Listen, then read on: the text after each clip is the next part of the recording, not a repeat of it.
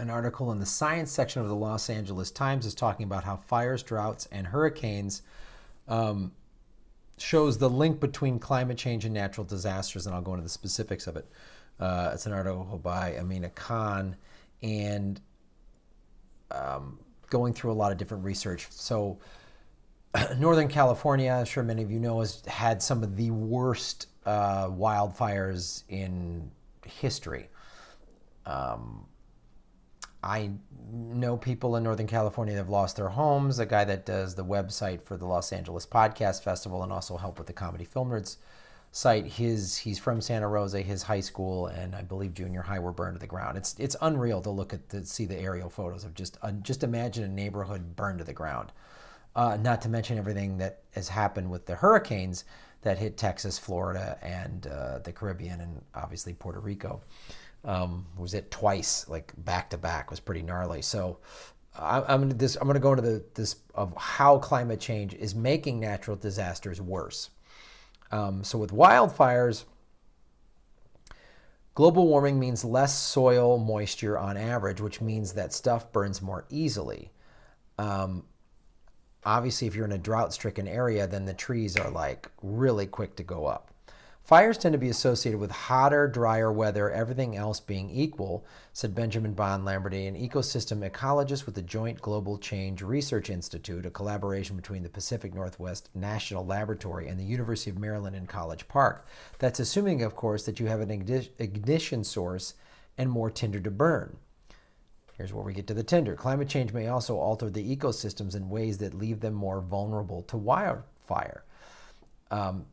Take the mountain pine beetle. Researchers think the pine beetle used to be held in check in its natural environment thanks to frigid winters. But now, with warmer temperatures, it's been on a rampage, killing trees through the Rocky Mountains into the Pacific Northwest and Canada. That means more dead trees, which means more tinder to catch fire. One of the things that happened in Northern California, there was so much dry trees and the wind, it just all came together. As the average global temperature continues to rise, cold-loving trees like pines and spruces may need higher elevations to stay at the cooler temperatures they're adapted to survive in. Deciduous leafy trees may end up taking their place and then tend to be less flammable than their converse brethren, said. Well, that's interesting.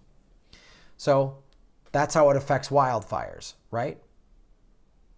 The beetle was knocked out by cold weather. When we have warmer winters, there's more. It's little things like that, like you don't realize, but then scientists track that and you go, wow, I didn't understand that, and now I do, and it makes sense.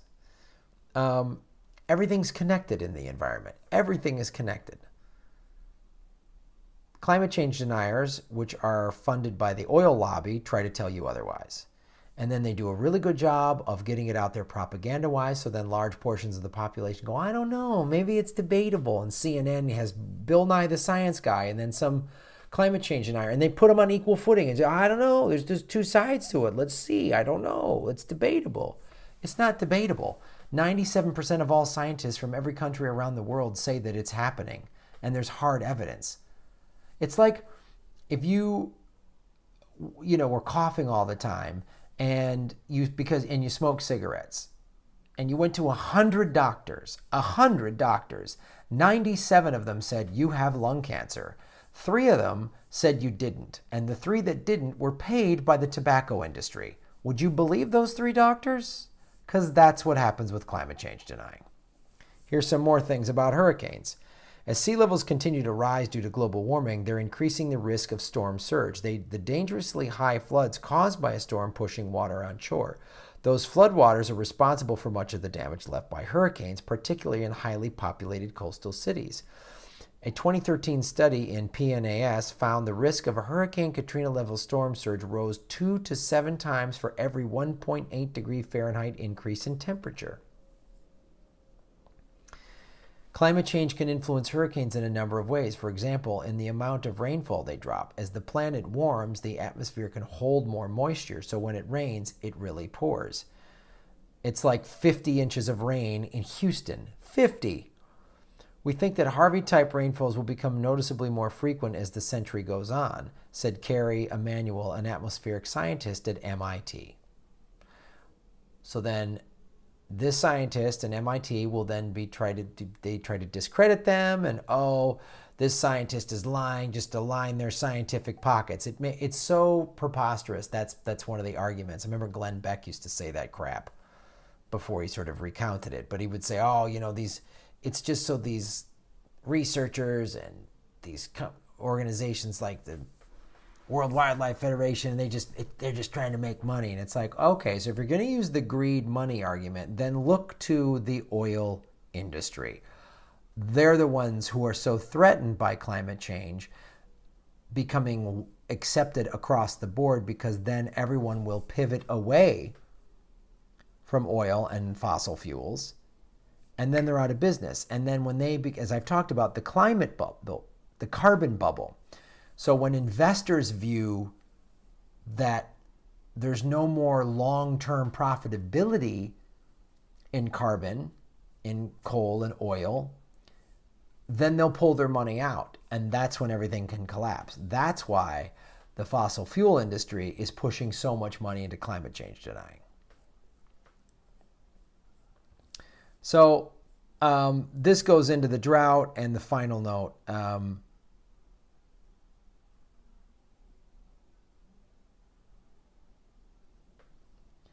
One little piece of good news here.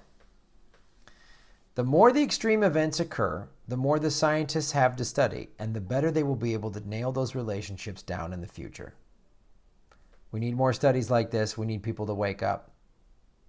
We could put the whole country to work with a Green New Deal, and then we could be saving the environment and reversing climate change for the better. Thank you for watching the show. Like and subscribe. Share these videos. Please join the Patreon. YouTube has demonetized a bunch of my videos. It's unbelievable. It's like practically shrank my YouTube money. So go to patreon.com. The link is below. It's a great way to support this show, and I can keep bringing you guys more awesome content and stuff that a lot of the mainstream media is not covering.